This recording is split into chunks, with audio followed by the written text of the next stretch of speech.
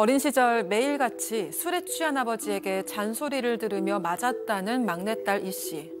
학창 시절엔 아버지가 목을 졸라서 경찰에 신고한 일도 있었다고 하는데요. 결국 부모님이 이혼을 하고 20살이 돼 집을 나오면서 아버지와 인연은 끊어졌습니다. 그러던 어느 날 집으로 상속 관련 서류가 날아와 알게 된 아버지의 사망 소식. 그때만 해도 연락이 닿은 삼촌이 보험료며 부동산 등을 챙겨줘서 1억 원 남짓을 받았다고 하는데요. 그런데 1년 뒤 갑자기 거액의 상속세 납부 안내를 받게 됐습니다. 알고 보니 아버지가 상속받은 또 다른 건물에 대해서 삼촌이 알려주지 않고 거짓말을 한 겁니다. 그 돈에 대해서는 알지도 받지도 쓰지도 않았는데 상속세며 가산세를 내야 하는 상황이 너무나 억울하다는 이 씨의 사연. 지금부터 자세하게 들어보겠습니다. 자, 오늘 별별 상담소 사방 가족분의 제보입니다. 조금 무거운 내용이에요. 정말 참을 수 없는 날들의 연속이었다라고 표현을 하시면서 저희한테 이 사연을 주셨더라고요. 네, 40대 여성 이모 씨입니다. 어릴 때 부모님, 언니 그리고 제보자 이렇게 4식구가 2층 집에 살았다고 하는데 그 친할머니가 재산이 좀 있으시다고 합니다. 그래서인지 아버지가 젊을 때부터 일을 단 한 번도 한 적이 없고요. 그 할머니로부터 생활비를 받아서 4식구가 생활을 했습니다. 하지만 이것도 모자랐기 때문에 어머니는 늘 부업을 해야만 했습니다. 이 반면에 아버지는 언제나 술에 취해 있는 모습이었고 이 언니보다도 유독 막내딸인 이 제보자를 괴롭혔는데 술 취해서 이상한 잔소리하고 때리는 게 일상이었다고 합니다. 이에 대해서 이 제보자는 아버지의 이유 없는 술주정 그리고 괴롭힘으로 참을 수 없는 날들의 연속이었다라고 설명했습니다. 도대체 왜 이러고 살까요? 일단은 그 제보자 어머니의 얘기에 따르면 아버지가 애들을 안 좋아했다라고 합니다. 그래서 지 애는 좋아해야 될 거 아니에요. 이상하죠. 그런 아버지가 참 있을까 싶은데 특히 뭐 본인은 이제 제보자는 이제 기억을 정확하게 하고 있지는 않지만 어릴 때 본인을 던진 적도 있대요. 집어 던진 적도 있다고 그러고 또 무슨 이유인지 몰라도 목을 뭐 졸라서 경찰에 신고된 그런 적도 있다라고 합니다. 더 나아가서 집에 키우던 강아지가 있었는데 강아지를 삽으로 때려 죽이기도 하고 또 강아지를 발로 차 죽였다는 얘기도 들었다고 합니다. 아, 이거 약간 좀 진짜 시한폭탄 같은 인간이었던 것 같은데. 자, 그렇다면 어머니는 왜 이혼을 고려하지 않았던 걸까요? 고려하지 않은 게 아니죠. 이혼을 왜 해달라고 요구를 안 했겠습니까? 얼마나 많이 힘들고 시달렸으면 이 어머니 제보자에 따르면 어머니 스스로가 이 제보자가 중학교 다닐 무렵에 정신병원에 찾아갔답니다. 그래서 나 병 걸렸으니까 입원 좀 시켜달라고 스스로 자기를 정신병원에 입원시켜달라고 부탁할 정도의 상황이었는데 그래도 아버지가 이혼을 안 해줬다는 겁니다. 왜? 그 이유도 황당합니다. 이 큰 집에 좀 2층 집 큰 집에 살고 있었던 모양이에요. 그 집에 사는 동안에는 이혼을 안 해주다가 그 집을 팔고 작은 데로 간 이후에야 이혼을 해줬답니다. 왜냐하면 아까 그 아버지라는 사람 일 안 했다고 했잖아요. 예. 하지만 할머니가 준 재산이 좀 있었죠. 혹시 그 큰 집을 팔면 아내에게 돈 떼줘야 될까 봐 이혼을 안 해주다가 이제 그거 팔아서 다 자기 돈으로 한 다음에 그 다음에 작은 집 가니까 이혼을 비로소 해줬다는 겁니다. 결국 돈 한 푼도 제대로 재산 분할 같은 거 할 생각도 없이 그냥 집을 나와야 했던 거죠. 이게 딸들이 있지만 어떻게 살 수가 없으니까. 아휴, 자, 뭐 이 아버지라는 인간하고는 엄마가 이혼을 했어요. 근데 이 사연자는 아버지랑 함께 사셨답니다. 그런데 성인이 되자마자 기다렸다는 듯이 집을 나와서 독립을 하셨대요. 하지만 언니가 있었답니다. 언니는 그 친부랑 있었다는 거예요. 언니 역시 고통스러운 시간을 보냈다는데요. 직접 들어보시죠. 아버지가 원래 저를 되게 많이 괴롭히셨다가 재산이 없으니까 언니 쪽으로 넘어왔어요. 저희 언니가 이제 우울증 걸려갖고 자살했거든요. 저희 언니가 어렸을 땐 그런 걸 자기가 안 당했다가 당하니까 저를 만나면 막 미친 듯이 먹고 집에 갈 때 빵 가게 들려갖고 빵을 막 미친 듯이 먹고 집에 가면은 계속 잔소리하고 앞에서 앉혀놓고 그렇게 하니까 언니가 집에 가기 전에 수면제를 먹고 가야 된다. 왜 언니 죽었을 때도 경찰서에서 자기 딸이 죽었는데 제일 먼저 물어보는 소리가 통장에 있는 돈 정리해야 된다고.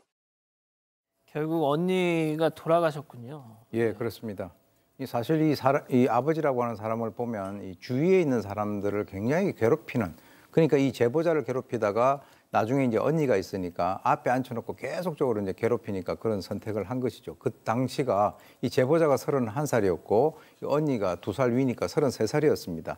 그래서 따로 나가 있던 이 제보자가 엄마가 걱정이 돼서 그때부터 엄마랑 같이 지냈다라고 하는데 엄마 앞에서 내색은 하지 않았지만 집 밖을 나가도 일도 아직 하지 않고 지낼 정도로 정말 정신을 차리지 못하고 이제 보냈다라고 합니다. 그래서 일을 시작한 게 불과 3년 전일 정도로 언니의 죽음이라고 하는 것이 이 제보자의 어떤 생활에 엄청난 영향을 갖다 미친 것으로 보이는데 그러다가 언니 장례식에서 잠깐 그 아버지라고 하는 사람을 본 것이 마지막이었다라고 합니다. 그렇게 언니를 떠나보내고 힘든 시간을 보내고 있는데 몇 년 뒤에 갑자기 재산 상속과 관련한 서류가 뿅 날라왔습니다. 이걸로 아버지란 자가 죽었구나. 네, 맞습니다. 그게 2019년이었습니다. 서류 하나가 날아와서 보니까 재산 상속 뭐 이런 얘기가 써 있었고 어머니가 혹시나 싶어서 고모랑 삼촌에게 연락을 해봤던 겁니다. 그렇게 아버지 사망 소식을 알게 됐습니다. 그런데 이제 어머니는 이미 이혼하신 상태고 언니는 사망했기 때문에 제보자가 유일한 상속자였습니다.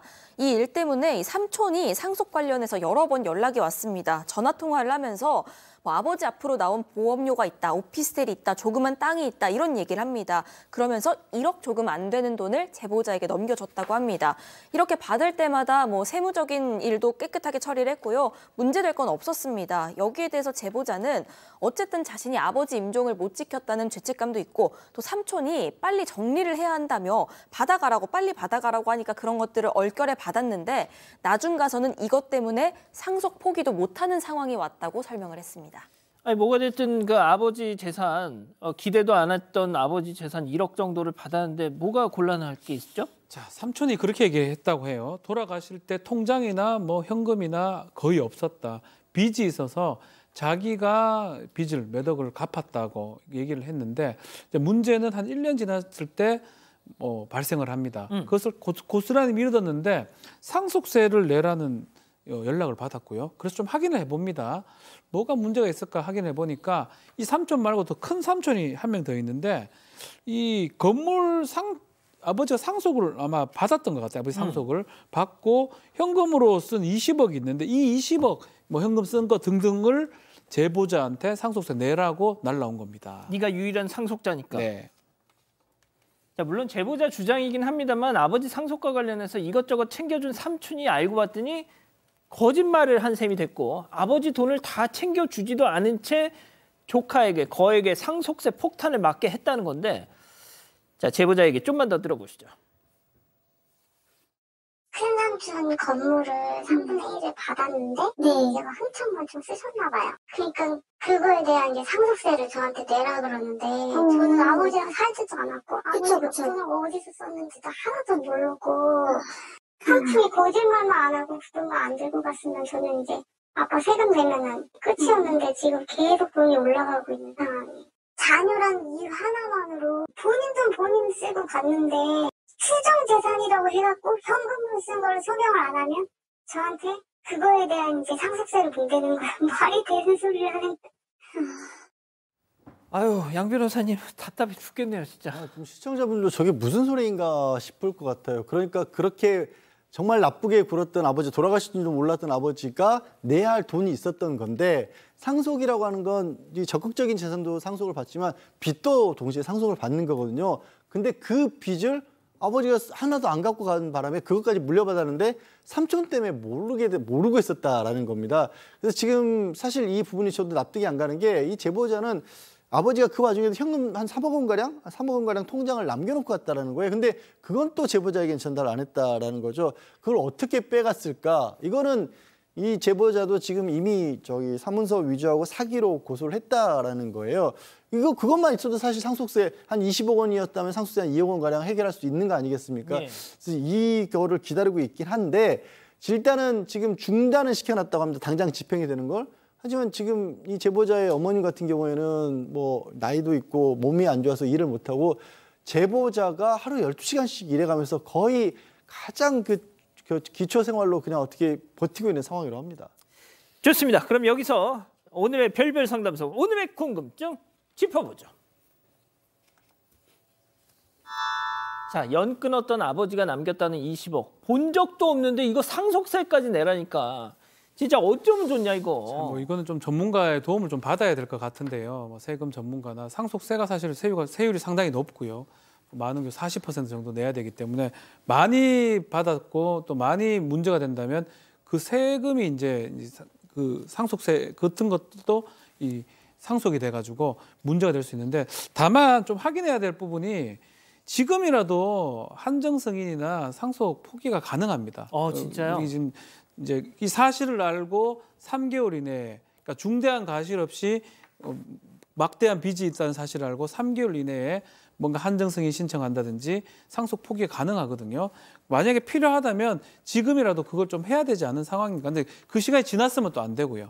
알았고 나서 석 달 이내에 이제 중대한 과실 없이 돼야 되기 때문에 그런 요건들이 좀 갖춰져 있는지 전문가의 좀 도움을 꼭 받아야 될 것 같습니다. 자, 이거는 정말 저희 뭐 방송에서 우리 변호사님들이 말씀하시는 거 이외에 실제 좀 찾아가셔서 전문적인 좀 법적 조력을 좀 받아보셨으면 좋겠어요. 자, 오 교수님. 이 제보자는 어머니와 지금 얘기를 하시기를 엄마 나 이거 못 참겠어. 그냥 우리 모녀간에 같이 죽자 지금 이러고 계신답니다. 그러니까 그렇게 평소에 괴롭히던 아버지가 이 세상을 뜨고 난 뒤도 큰딸 같은 경우는 아버지 때문에 극단적인 선택을 했고 지금 이제 그 남아있는 엄마하고 이 제보자도 지금 그렇게 될 상황이니까 정말 세상을 뜨고도 이렇게 식구들 갖다 괴롭히는 그런 상황입니다. 그리고 이제 제보자 같은 경우는 참 친가 쪽하고는 악연이다라는 생각이 드는데 말이 삼촌이고 조카지 이게 사실은 어떻게 보면 조카를 갖다가 속여 먹은 것 같은 그런 느낌을 제가 이제 드는데 제보자 말대로라면 이 집에 아버지를 포함해서 큰 삼촌, 작은 삼촌 전부 다 정말 이 돈 앞에는 피도 눈물도 없고 상대가 어떤 상황이 된다 하더라도 전혀 아랑곳 없이 모든 책임을 다 이렇게 이 사람에게 덮어 씌우는 그런 상황이 되니까 뭔가 이게 빨리 좀 해결을 하지 않으면 안 되는 그런 상황으로 보입니다. 나이스님이 딱 제가 하고 싶은 말씀 하시네. 죽어서도 왼수다 진짜. 응? 사건의 진실을 추적하고 싶다는 사반 가족분의 사연인데요. 궁금하시다면 사건반장 유튜브 채널을 구독해주세요.